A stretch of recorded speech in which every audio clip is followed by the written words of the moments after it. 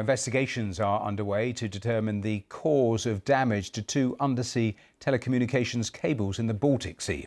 One between Finland and Germany was cut on Monday, the other between Lithuania and Sweden on Sunday. Germany has said it suspects sabotage, and attention is now focused on shipping passing near the cables at the time the damage occurred. Well, Merlin Thomas and the BBC Verified team have been investigating. Germany, Sweden and Finland are all investigating the damage to two undersea communications cables in the Baltic Sea as an act of sabotage. But they haven't pointed to a culprit yet. At BBC Verify, we've been tracking shipping in the area and looking at maps of the undersea cables to understand more about what may have happened. This picture, taken in 2015, shows such an undersea cable being laid out. Now, there's a whole network of cables around the world used for telecommunication services. Now, two of the cables you can see here in the Baltic Sea have been damaged. One connects Sweden and Lithuania, and the other links Germany and Finland. Now, the company that owns this one, known as Sea Line 1, says it has been cut around here off the Swedish coast. Now, we don't know exactly where. Now, there are lots of ships in this busy route, but the Danish authorities have said Danish defence are in the presence of one particular ship, the Ipung 3. Here it is pictured on Tuesday after the cables were damaged. Now, the Ipung 3 is a bulk carrier registered to a company in China. We've contacted that company for comment, but they haven't responded to us. We've used a ship trapping platform called Marine Traffic to follow three Danish naval ships which appear to have shadowed this Chinese vessel. Now, here's the Ipung 3, and here's one of the Danish Navy ships, which appears to have started following it here, and they're both now stationary here. Now, it's important to say we don't know whether the Ipung 3 was responsible for the damage, but here's another aspect worth pointing out to you, which is here's its full journey from Russia, according to marine traffic data. There it is from the port of Russia, following that journey there. And on this map, the ship's signal disappears here. You can see these dotted lines here for about 7.5 hours near the area of the cable. Marine traffic have told us they're confident that it was turned off during this period. Now, this is very unusual under maritime convention. You have it on all the time unless it's an extraordinary circumstance, like a risk to life. Now, as for the impact of the damage to these cables, it appears it's been fairly limited. The companies operating the two damaged cables say they've been able to reroute internet traffic to minimize the impact on consumers. And although they say it can be fixed pretty quickly, it's a reminder of the vulnerability of the cable network and of wider security concerns across Europe.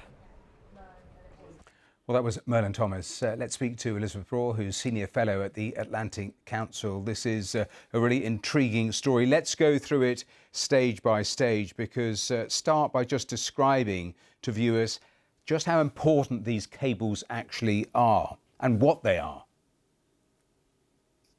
They are indispensable to modern societies. They meaning about 600 undersea cables that transmit modern communications, and they crisscross the world's oceans between all kinds of countries. So there are very long ones that go across large oceans, and then shorter ones like the one that has just been damaged, that went between, or that goes between Sweden and Lithuania.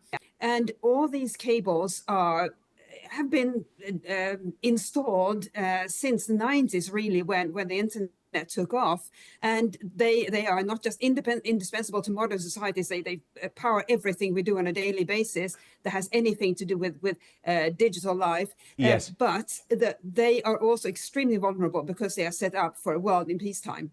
Before we talk about vulnerability, to lose both, is that the sort of hybrid warfare that you have written about? This indeed seems to be a case of hybrid warfare. So if you are a country that wishes to cause harm to another country, and you know that that other country, or indeed a group of countries, are stronger than you militarily, you are then clever and use non-military means, and you can cause considerable harm, for example, by targeting undersea cables, by targeting infrastructure on land, by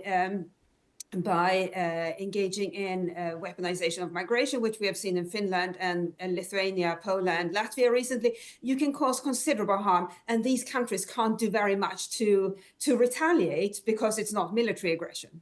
Yes, and that takes me to my final couple of thoughts, because presumably there's no real way of protecting these cables. But I also want to ask you, who is most likely behind it if it is some sort of sabotage? Because obviously the focus turned to Russia because this was in the days after the American ATACMS decision. But there's also all of these reports of a Chinese vessel that's being looked at. What is your best assessment? I think we are looking at a Chinese merchant vessel, specifically this Yipeng 3, as the likely culprit. It is extremely difficult to accidentally cut not just one but two communications cables. And this vessel is not the first Chinese vessel to apparently have damaged undersea cables in the Baltic Sea. We had just a year ago, we had another Chinese merchant vessel damaging two communications cables and one pipeline. It then sailed off to the Russian Arctic coast and off to China after that. This time, it seems to be the case that the Danish Navy wants to speak to the crew and is trying to decide what to do now, because the Yipeng is in Danish waters and the Danish authorities have a very important decision to make. Final brief thought. How difficult is it to repair cables like this? It's not difficult to repair them, but you have to have the specialized skill, and there are not enough repair vessels. There are just a few dozen repair vessels, actually. And if one of your cables is damaged, you have to wait for a very long time for one of them to arrive. When Taiwan's Matsu Islands had their two communications cables cut by Chinese merchant vessels about almost 2 years ago, they faced having to wait for months to be reconnected with the world. Taiwan managed to cut a deal with one of the vessels, and it came back. The communications came back within a couple of weeks or a few weeks, but there just aren't enough repair vessels. And so that too raises or increases the harm that you can cause by damaging these undersea cables. Elizabeth, absolutely fascinating talking to you. Thank you so much for joining us here on the programme.